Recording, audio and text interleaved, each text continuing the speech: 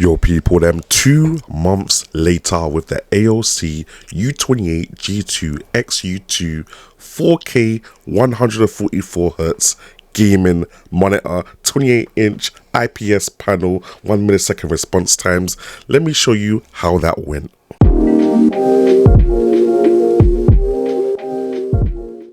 Now, just before we get into the nitty gritty of things, I wanted to show you the monitor when I first got it out of the box. Going from right to left, obviously you got the power port, you got 3.5mm audio for connecting the thing to speakers and that. You've got 2 DisplayPort 1.4s going up to 8K 60. You've got 2 HDMI 2.1s going up to 4K 144, and you got the USB hub there as well. So regardless of whether you're on console or PC, you got the best ports available. Now, I also just wanted to quickly show you guys how easy it is to literally set this thing up. This is the monitor arm, which allows for all the monitor movement and stuff like that, which I'll go into later on. But you see, you can connect this thing to the monitor without having to lift your hand to a screwdriver. Literally plug and play. It's good to go, nice and sturdy. Man can literally hold it up in the air like it's nothing. This is how easy and simple it should be to get your monitor all set up and good to go and start gaming. Now, one of my favorite features with most AOC monitors is the maneuverability that you get literally just from the built-in stand that comes inside the box. I'm talking, you can tilt this thing from left to right, you can tilt this thing up and down to face you better, you can slide it up and down physically as well, but you can also rotate the whole screen on the built-in stand so that you can have it in a portrait orientation for, I don't know, your Discord, your Skype, your Zoom, or literally just having Google Chrome, your web page, in a portrait thing so that you can see more on the screen at a time. This is the standard that should be on any monitor kind of thing. Now, the cable management ain't out of this world, but you do have a little hole in the back of the monitor arm which you can obviously thread a couple cables through. Nothing too serious there, but it's still a nice addition to have it there in the first place. Now, obviously, when man gets a new monitor, the first thing I gotta check is, does it actually give me the resolution and the frame rate natively, which it's got advertised on the box.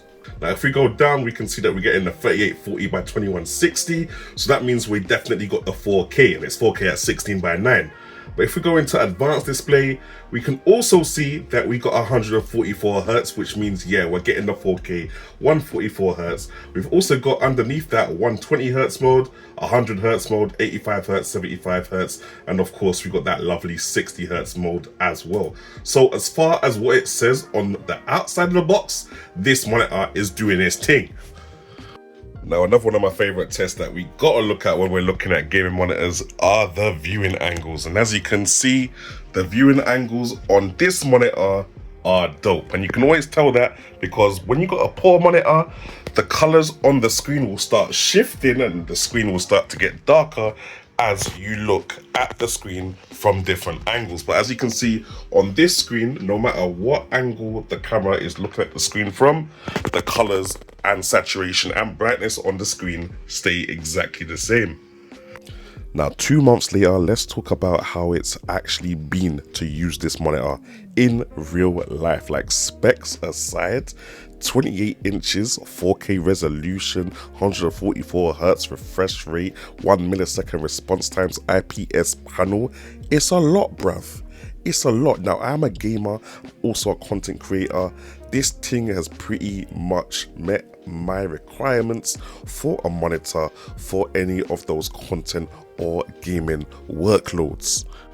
Now, a 20H screen at 4K resolution for me personally is overkill, fam, especially with my eyesight. It doesn't need to be that crisp. Damn, like flipping out. This thing, yeah, 4K in a screen that size, mad thing. The whole point of 4K was that when you're getting to big 50-inch monitors now, or 50-inch TVs, you're still getting that good pixel density when the screen or the image is stretched out. But at 28 inches, fam, this thing is super sharp, and most people won't even need it that sharp, but for those people that want it, yo, it's there for the taking, innit? Now moving on to refresh rate, now I'm going to keep it 100 with you. 4K 144Hz takes a lot of graphics power, fam. For you to get a game running at 4K 144Hz, you're looking at least a 3080 upwards. We're looking at 4080, 4090 maybe, perhaps a 4070 even. Even me with my 3090 thing, if I'm looking at playing a game at 4K 144Hz, it's going to be a game like CSGO 2, maybe something else like a 2D side-scrolling thing, Power Washer Simulator for example, an easy game that doesn't require too much graphics horsepower from the graphics card. 144Hz 4K is definitely a future-proofing thing. Those that can make those kind of resolutions right now, yeah, it's clear that your PC is probably over £3,000 or something, and that technology is now here for you to actually make use of it. But for us regular people, again, overkill, fam, way too much. Now weirdly enough, even though this thing excels mad as a gaming monitor, I've actually flipped it up into portrait orientation, and because you've got that 4K resolution going on, when I stack my windows on top of each other, man can see everything mad clear, even to the point where if I want to put a video game on that screen and have it in, I don't know, 1080p kind of thing, fam, it looks wicked. Man can literally put the game on that screen even though it's in portrait orientation, play the game there and leave my ultra wide screen for multitasking, streaming or whatever other task I need to do.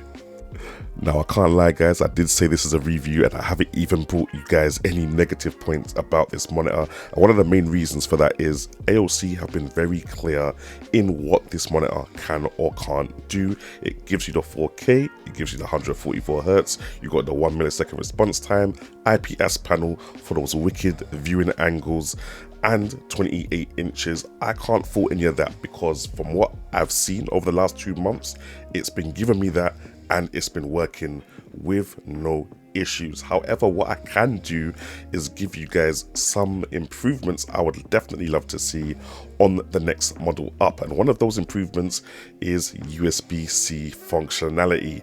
I'd love them to keep the USB hub on the back but make it so I can connect one USB-C cable from my laptop to the monitor, and that USB-C cable can power my laptop. It can use DisplayPort alternative mode to throw the picture from the laptop to the display, and it can also transfer all the stuff I've got connected to the display's USB hubs back to the laptop, so man can take my laptop in and out of my desktop gaming setup with just one cable. That would be wicked. But apart from that, like as I said, everything that this monitor has promised it would deliver, it has delivered. Anyway guys, I'm going to put the link to this monitor in the description section below. It is a year old now, it came out in 2023, but even now this year 2024, this monitor is still relevant with the specs that it's dropping right now. If you can find this thing on a budget, grab 2 of them, grab 3 of them even, sort out your gaming setup. You won't be mad. You won't be mad at these monitors, trust me fam.